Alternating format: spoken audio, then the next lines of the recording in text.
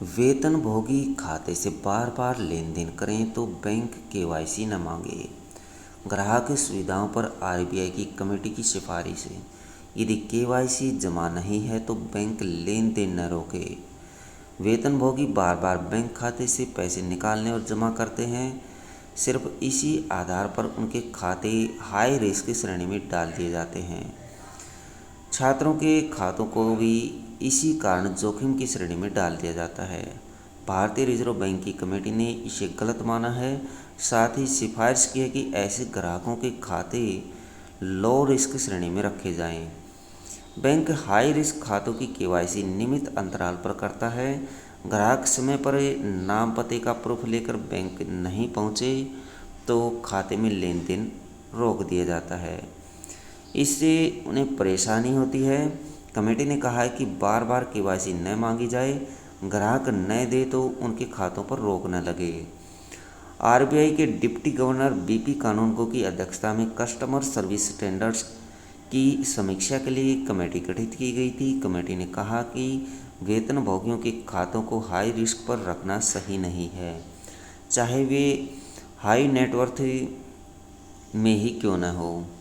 Bank में खराब infrastructure के कारण ग्राहकों को चोट लगे तो बैंक जिम्मेदार होगा। इलाज और हर्जाने के लिए बैंक पर्याप्त बीमा करवाएं। एटीएम में टैक्स ट्रू स्पीच सॉफ्टवेयर और चैटबॉट लगाएं। ट्रांजैक्शन फेल हो तो वजह बताने के लिए स्क्रीन पर प्रॉपर मैसेज डिस्प्ले हो। क्लेम सेटल 30 दिन के भीतर करें।